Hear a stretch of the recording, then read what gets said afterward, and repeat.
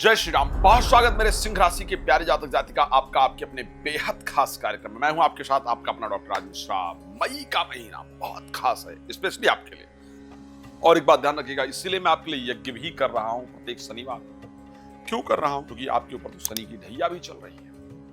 और शनि की ढैया, क्योंकि शनि अष्टम भाव में आपके हैं और ये ढैया बहुत कुछ करती है, आप जानते हैं। और मई में इसलिए भी आपके लिए खास कह रहा हूं साहब, क्योंकि आपके 7th हाउस में राहु गोचर करने आ जाएंगे। बृहस्पति, भाई ब्रह्मांड के बड़े प्लैनेट अगर देखा जाए तो बृहस्पति अपना राशि परिवर्तन करेंगे।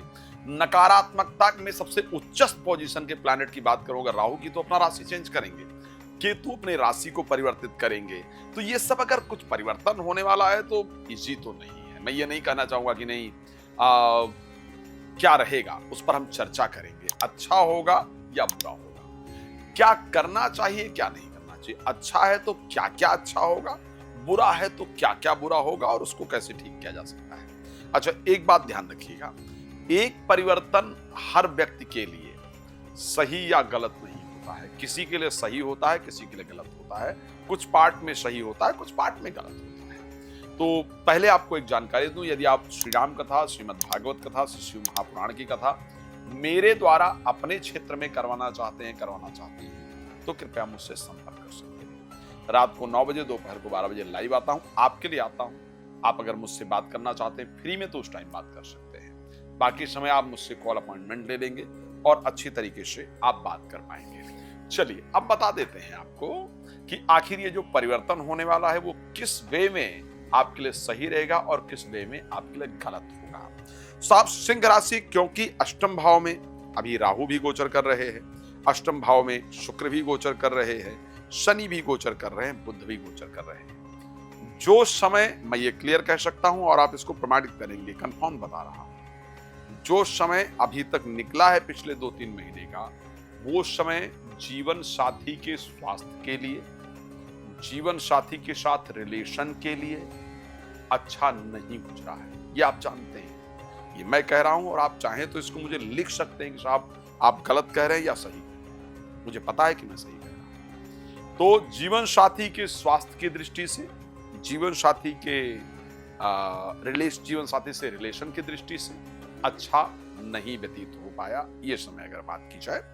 साथ ही घर में अगर आप सिंह राशि के हैं तो ये मैं पक्का कह सकता हूं, आप इसको नोट कर लीजिएगा, मुझे कमेंट करके बता भी दीजिएगा। आपके घर में जो पिछले समय अभी निकले हैं 2 महीने के, उसमें बार बार कलेश हुए हैं और रिश्ते भी बिखरे हैं। इस प्रकार की परिस्थिति आपके जीवन के अंदर हुई है।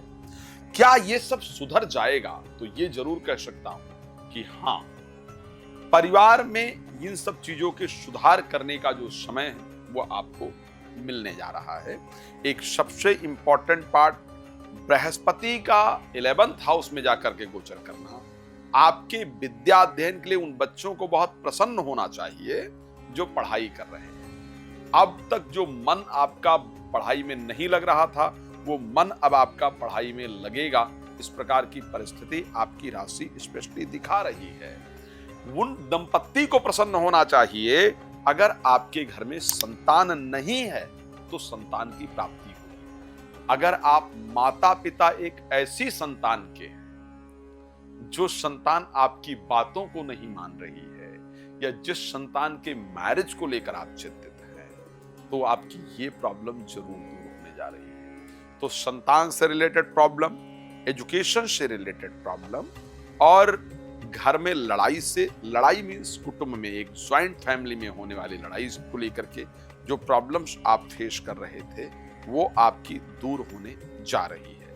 अगर मैं स्पेशली आपके हेल्थ की बात करूं और फिजिकल हेल्थ की बात करूं और मई के जो फर्स्ट करीब 17-18 डेज है उनकी बात करूं, तो वहां पर मैं आपको हेल्थ के पॉइंट ऑफ व्यू से बेहतर देख पा रहा हूं। तो आखिर खराब कहां देख रहे हैं आप, वो बता दीजिए। खराब जो मैं देख पा रहा हूं, क्योंकि आपकी राशि के अंतर्गत केतु आकर गोचर करने लगे और आपके 7th हाउस में राहु जाकर गोचर करेंगे। एक तो आपका गुस्सा आपकी बहुत सारी चीजों को खराब कर देगा, इसलिए क्रोध से अपने आप को बचा कर रखना है। जब भी गुस्सा आए, हमारे हिसाब से जब चीजें नहीं हो रही होती तो हमारा ब्रेन, हम एग्रेसिव हो रहे होते हैं, हमको गुस्सा आ रहा होता है, लेकिन उसको कंट्रोल करने की आवश्यकता रहेगी। केतु जब जाएंगे हेडलेस प्लैनेट सिंह राशि, जो अग्नि तत्व राशि, अगर उसमें गोचर करेगा तो ब्लास्ट होने वाला मस्तिष्क बनाएगा। इसलिए मेडिटेशन पर फोकस कर लीजिए ताकि क्रोध आपको परेशान ना करने पाए। 7th हाउस में राहु के होने के कारण, देखो भाई, कहना तो नहीं चाहता हूं लेकिन कहना पड़ता है, क्योंकि आप लोग मेरे हैं और मैं अगर आपको सचेत नहीं करूंगा तो आखिर करेगा। तो जीवन साथी अनावश्यक रूप से आप पर शंका करेंगी और करेंगी। आपका extra relation, extra marital affair वगैरह बनेगा, इस प्रकार की कंडीशन आपकी राशि के अंतर्गत है। तो इस कारण से इन सब विषयों पर आपको बहुत ध्यान रख के चलना होगा। मैरिड लाइफ अभी भी थोड़ा असमंजस, प्रेम संबंध अभी भी थोड़ा अप एंड डाउन्स वाला इस प्रकार चलने वाला है, उस पर आपको सावधान रहना होगा। बट अगर मैं प्रोफेशनल लाइफ के दृष्टि से डिसीजन लेता हूं आपकी राशि के अंतर्गत, प्रोफेशनली मैं आपको बहुत बेहतरीन देख पा रहा हूं मई महीने के अंतर्गत।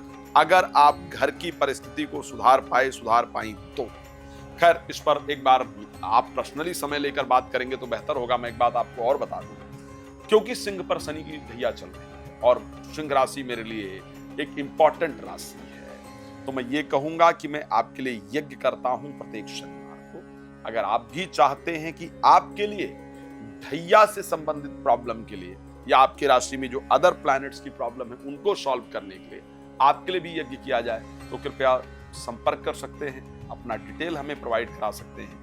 इवन अगर आप आकर यज्ञ में सम्मिलित होना चाहते हैं तो वो भी आप कर सकते हैं। भगवान आपको प्रसन्न रखें, शुभकामना है। रात को 9 बजे, दोपहर को 12 बजे लाइव आता हूं, आप जुड़िए।